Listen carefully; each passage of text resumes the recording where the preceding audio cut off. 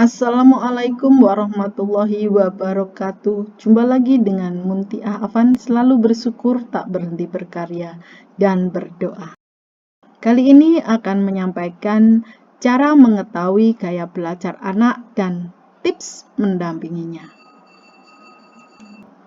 Sebelum kita membahas lebih jauh, mari kita pahami terlebih dahulu bagaimana tahapan proses belajar. Tahap yang pertama, menerima informasi. Ada dua hal yang harus kita pahami. Yang pertama, bahwa informasi diterima melalui sumber belajar. Sumber belajar itu bisa manusia, bisa sejarah, bisa media, bisa lingkungan, bisa pengalaman, atau hal yang lainnya. Yang kedua, anak belajar menggunakan panca indera. Nah, dari sinilah kita dapat mengkategorikan gaya belajar anak. Pada umumnya ada 3 gaya belajar, yang pertama visual, yang kedua auditori, yang ketiga kinestetik. Gaya belajar visual merupakan gaya belajar yang lebih berfokus pada penglihatan. Gaya belajar auditori merupakan gaya belajar yang mengandalkan pendengaran. Gaya belajar kinestetik merupakan gaya belajar yang mengandalkan keterlibatan secara fisik. Itulah 3 gaya belajar anak. Tahap belajar yang kedua, memahami dan mengerti informasi. Ada 2 cara memahami dan mengerti informasi. Yang pertama, secara analitik, dan yang kedua, secara global. Tahap belajar yang ketiga, tahap mengingat atau memproduksi informasi. Itulah 3 tahap belajar yang harus kita pahami terlebih dulu sebelum mengetahui ciri-ciri gaya belajar anak. Berikut akan saya sampaikan ciri-ciri gaya belajar visual. Yang pertama, sering melihat yang rapi atau sering melakukan kegiatan-kegiatan merapikan suatu tempat atau diri sendiri. Yang kedua, cenderung berbicara cepat. Jadi kalau Bapak Ibu memiliki anak yang pandai berbicara dengan cepat, bisa jadi gaya belajarnya termasuk dalam visual. Yang ketiga, perencana dan pengatur yang baik. Apakah semua ciri-ciri ini harus terpenuhi? Tentu saja tidak, tetapi pada umumnya atau sebagian besar ciri-ciri ini terpenuhi. Jadi Bapak Ibu bisa membuat checklist. Apakah di antara ciri-ciri ini ada yang terpenuhi atau tidak, atau banyak yang terpenuhi atau sedikit yang terpenuhi. Yang keempat, pandai dan cermat pada masalah yang terperinci. Yang kelima, penampilannya rapi, pandai mengeja dan mendeteksi pikiran orang lain, mengingat hal-hal yang dilihat lebih baik daripada apa yang didengar. Ciri berikutnya, menghafal dengan daya ingatnya. Umumnya tidak terlalu terganggu oleh suara bising. Masalah yang dihadapi pada anak dengan gaya belajar visual adalah instruksi yang bersifat lisan.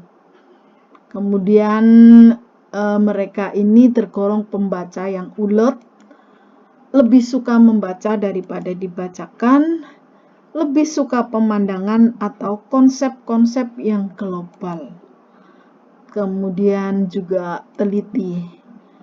Ciri berikutnya, berjalan pada saat bercakap-cakap. Jadi kalau ada anak yang suka berbicara sambil berjalan, itu salah satu ciri dari gaya belajar visual. Sering lupa pada pesan-pesan yang lisan. Kalau anak-anak ini bukan berarti pikun ya, tetapi karena memiliki gaya belajar yang visual. Kemudian sering menjawab secara singkat, alias tidak suka menjabarkan dengan bertele-tele. Lebih suka mendemonstrasikan daripada berpidato. Ini satu pantangan ini bagi anak yang memiliki gaya belajar visual ini. Kalau disuruh bercerita atau berpidato. Lebih suka pada karya yang artistik daripada musik. Kemudian mengetahui apa yang diucapkan, tetapi sulit untuk mengungkapkan dengan kata-kata.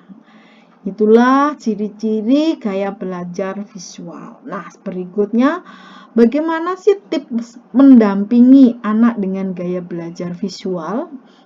Berikut tipsnya.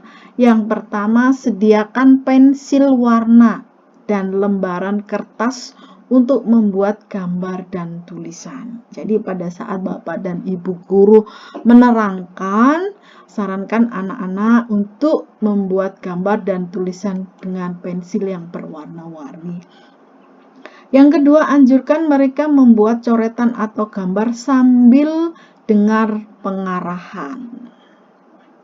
Karena tipe visual ini mempunyai kelemahan kalau mendengarkan. Supaya informasinya itu lebih jelas, dianjurkan untuk membuat coretan atau gambar. Yang ketiga, tekankan untuk menggarisbawahi atau mewarnai untuk kalimat di dalam buku yang dianggapnya penting. Kemudian yang terakhir, sarankan mereka untuk membuat gambar yang bisa dikaitkan dengan kata-kata. Inilah 4 tips untuk mendampingi anak yang memiliki gaya belajar visual. Berikutnya, mari kita bahas ciri-ciri gaya belajar auditori. Yang pertama, ketika belajar kadang berbicara sendiri. Yang kedua, menggerakkan bibir dan mengucapkan kata-kata ketika membaca. Anak ini cenderung tidak bisa membaca dalam hati, alias tidak mengerti, sulit untuk mengerti kalau disuruh membaca dalam hati. Kemudian sering membaca dengan suara yang keras, mendengarkan lagu-lagu dengan keras, sulit mengarang dan menulis, lebih baik mengatakan langsung. Jadi anak ini lebih suka bercerita, lebih suka berbicara daripada disuruh mengarang atau menulis. Kemudian berbicaranya juga diatur dengan irama yang bagus, naik turunnya intonasinya. Kemudian lebih suka musik daripada seni lukis. Ciri selanjutnya kadang-kadang menjadi pembicara yang hebat. Ini tidak selalu ya, tapi kadang-kadang. Lebih mudah mengingat apa yang pernah didengar. Lebih mudah belajar dengan cara mendengar. Gemar berdiskusi, pandai menjabarkan masalah, cenderung bermasalah pada hal-hal yang bersifat visual. Kemudian lebih suka lelucon. Sekali lagi, apakah semua ciri ini harus terpenuhi? Tentu saja tidak, tapi harus sebagian besar terpenuhi.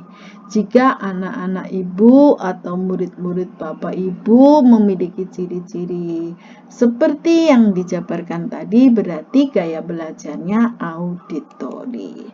Nah, bagaimana tips mendampingi anak dengan ciri-ciri gaya belajar auditori? Yang pertama, bimbing mereka untuk mendendangkan apa yang harus dipelajari. Tentu mereka akan senang sekali, misalnya menghafalkan Pancasila dengan dilakukan. Mari kita bimbing mereka dengan mendendangkan apa yang harus dipelajari. Yang kedua, untuk tugas membaca, minta mereka untuk membaca dengan jelas dan boleh direkam. Ini anak-anak akan senang sekali untuk membaca ini. Kalau disuruh membaca senang sekali. Ini tips anak yang memiliki gaya belajar auditori. Kemudian perkecil segala bentuk gangguan di ruang belajar. Artinya kurangi suara-suara yang dapat mengganggu belajarnya mereka. Inilah tips yang bisa kita berikan untuk memberi pendampingan pada anak dengan gaya auditori. Berikut kita bahas ciri-ciri gaya belajar kinestetik. Yang pertama, berbicaranya lamban dan halus. Ini biasanya suaranya juga pelan. Ini kategori anak yang memiliki ciri belajar kinestetik. Yang kedua, menyentuh bibir dan bersuara ketika membaca. Ketika berbicara umumnya mendekati lawan bicara. Jadi kalau diajak bicara jarak jauh, ini dia kurang memahami. Nah, supaya memahami, mereka ini cenderung mendekati lawan bicaranya. Kemudian sering bergerak tentunya. Kemudian pandai mengcopy atau meniru kata-kata yang diungkapkan orang lain. Ini pandai sekali ini menirukan suara burung, suara mercon, atau menirukan suara Bapak Presiden atau gurunya. Kemudian menghafal dengan cara bergerak. Jadi dia akan sulit menghafal jika sambil tiduran. Dia akan mudah menghafal itu kalau sambil bergerak. Jadi bisa diperagakan dengan gerakan-gerakan. Sering menggunakan alat petunjuk ya. Sering menunjuk-nunjuk. Pensil juga digunakan untuk menunjuk dan lain-lain. Kemudian peraga dengan berbahasa gerak tubuh. Dia akan berbicara itu dengan penuh ekspresi gitu ya, penuh gerak itu. Tubuhnya ikut bergerak pada saat berbicara atau menerangkan sesuatu. Kemudian tidak dapat duduk diam.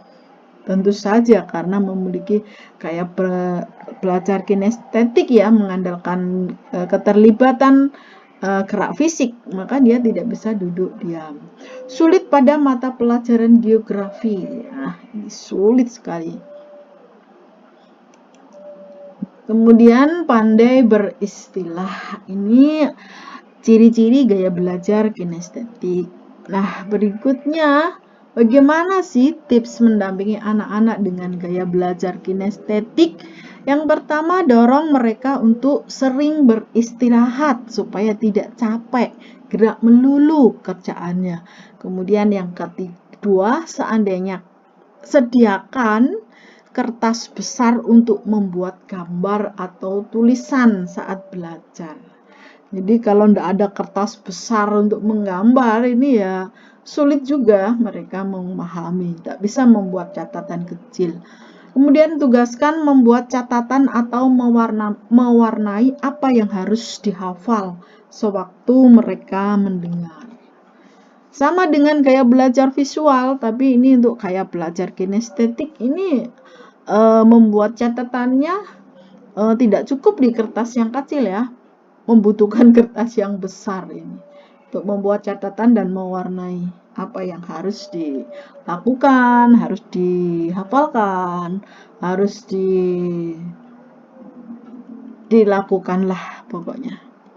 Nah, demikianlah Bapak Ibu penonton semuanya, terima kasih sudah mampir di channel saya. Jangan lupa like dan subscribe. Ada kurang lebihnya saya mohon maaf. Saya akhiri billahi taufik wal hidayah. Wassalamualaikum warahmatullahi wabarakatuh.